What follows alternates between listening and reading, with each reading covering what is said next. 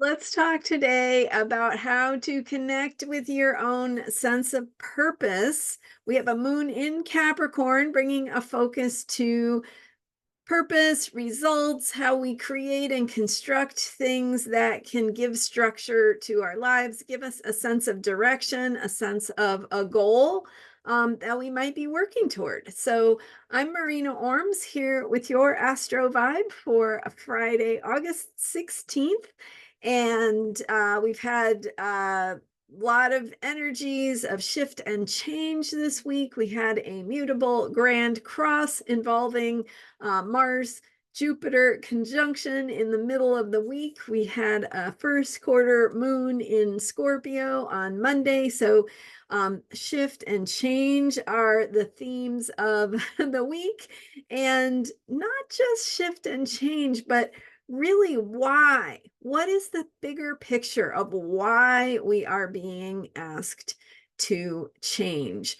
And one thing to think about is with Pluto, outer planet Pluto, the planet of truth, power, passion, death and rebirth, transformation, the intense energies of Pluto are currently in the sign of Aquarius. Breakthrough, freedom, sudden change, unexpected developments, lightning bolts, earthquakes. And so, with this intense energy of transformation in the sign that is saying you will not get to continue doing things the way you have been doing them for better or worse. And so we might as well align with what is changing.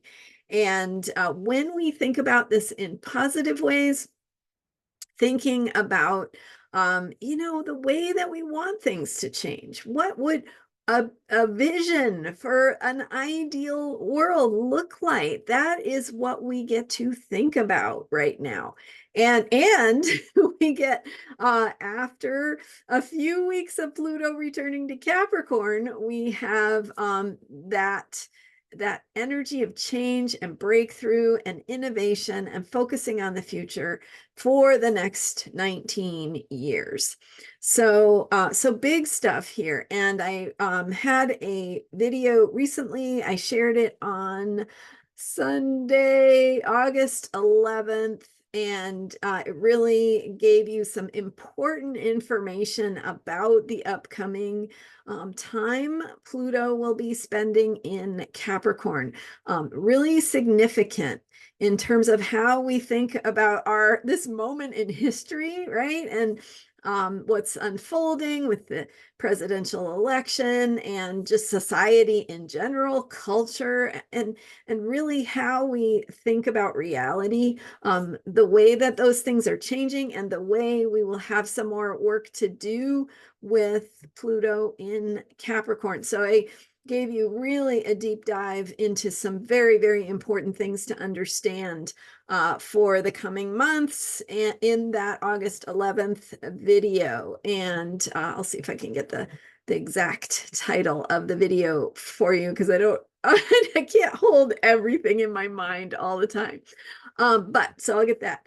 But coming back to our Capricorn moon today, Capricorn is the energy of structure, planning, foundations. So it is how we are going to take the things we've been learning, the ways we've been processing this deeper information, and what we need to become.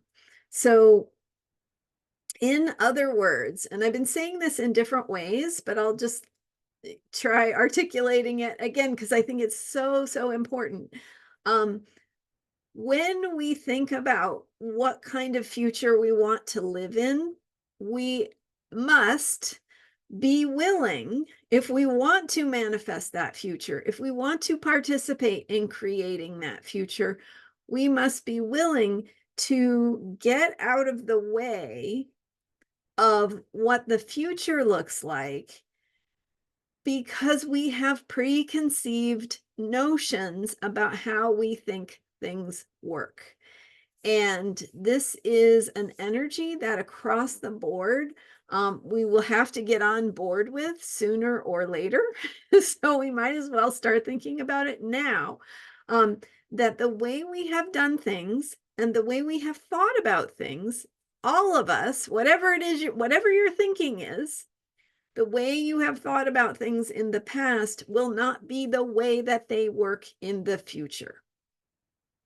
So, that could be assuming that you don't have freedom in certain areas. It could be assuming that you do have freedom in certain areas. It could be your set of beliefs and assumptions about the way that the world works. It could be your assumptions about what is possible and how to get there. There is, interestingly, going to be, especially as we continue with the unfolding of Pluto in Aquarius. It's been in Aquarius in 2024 since January 20th, 2024. Sometime also in 2023, it was in Aquarius and then retrograded back into Capricorn. So in 2024, Pluto is in Aquarius from January 20th through September 1st. Then it returns to Capricorn from September 1st through November 19th. And then it goes into Aquarius again on November 19th, where it will stay until 2043. So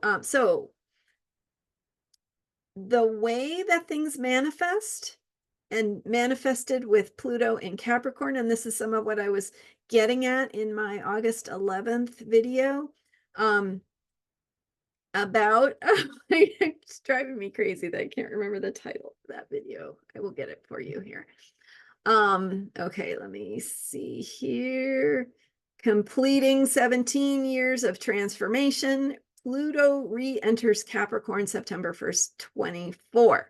August 11th perspective. So that's the title of the video, completing 17 years of transformation. So that's where you can get more about this topic. And so what I was getting at in that video is that the way things manifest with Pluto in Capricorn is we have to put in a lot of hard work. We have to roll up our sleeves. We have to feel exhausted all the time, right, in order to get things done.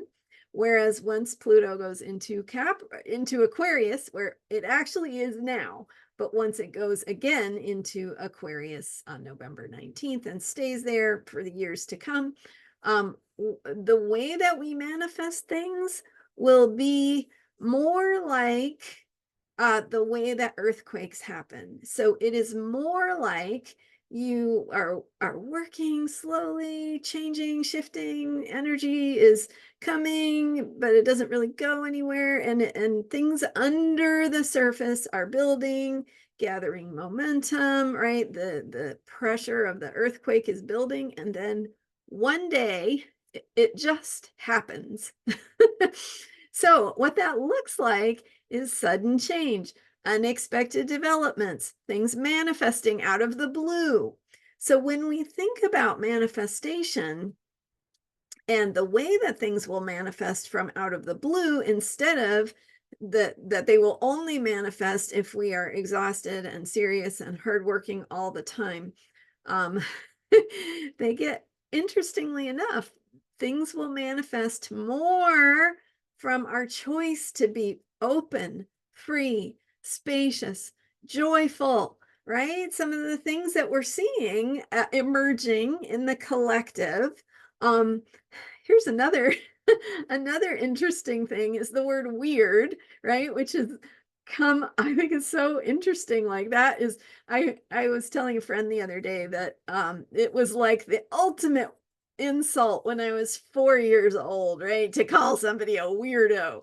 And then I got older, and suddenly that was just like, definitely not the thing you would say anymore. And anyway, now weird is the very interesting, becoming this really, popular term in the collective. And so weird, by the way, is a very Aquarian word, right? Aquarius energy is things that are outside the box. And so that can be weird because it's different and unusual and just not the norm, or it can be outside the box because it's a new way forward. It's a vision for the future. It's something we haven't collectively manifested yet.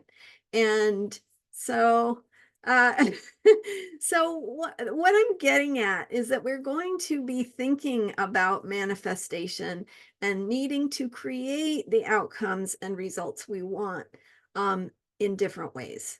The way that they appear will be different, and we're going to be learning about that over the next 19-20 years. So we might as well start now, is my point, in thinking about it that way. And with today's bringing it back to today's Capricorn moon, as we're heading toward the full moon in Aquarius, which is outside the box, shifting our thinking, breaking free of old constructs and restrictive thinking, and restrictions, thinking and otherwise, like literal restrictions, can suddenly shift and change in ways that we didn't expect. And so part of what's happening this week with the Grand Cross is that our approach, our expectations are beginning to get introduced to this idea that we have to think about things differently, and the way that it's doing more of that building beneath the surface, putting our effort, but it's not only effort, it's a combination of effort, belief, vision, uh, imagination of the future, right? Vision of the future, believing in our ideals, ideas, putting a lot of energy and emphasis into ideas. And then also these qualities. We have to bring in the qualities of freedom, of inspiration, of recognizing what is unique about each of us as individuals, right? In our individuality, we have ways that we are different, and how those differences can come together to create something really unique and innovative and creative and outside the box. So with today's Capricorn moon, and thank you for being here and listening as I get to share my brain with you, which is my favorite thing to do, how we can think about building and laying foundations and planning, because we want to think about it more from this place of how we are creating, and to create not as much from a feeling of what limits us as from a feeling of what could be possible if we actually opened our minds and thought about things differently. So the final thing, and this was actually what I was planning to talk about today, is that Saturn is in Pisces, and Saturn is the ruler of Capricorn. And that means that every time the moon is in Capricorn right now for this couple of years and some, where Saturn is in Pisces, we want to be thinking about how we are creating containers. And just like you need a wine glass to put your wine into, or you need a wonderful bathtub to have a bath. What is the container? And what purpose is that container serving? What is the container there to hold? And so we want to be thinking not only about the ways that we create containers, structures, plans, foundations, which is all very Capricorn, but we also want to stay connected to why it's there. What do we need that structure for? What does our plan help us become? What is our plan serving in terms of a bigger purpose, a bigger sense of meaning, that bigger spiritual connection, the bigger picture, the universe, love, all the things that we want to have in our lives, have flow in our lives? How are we creating systems and plans and structures that hold those wonderful intangible qualities?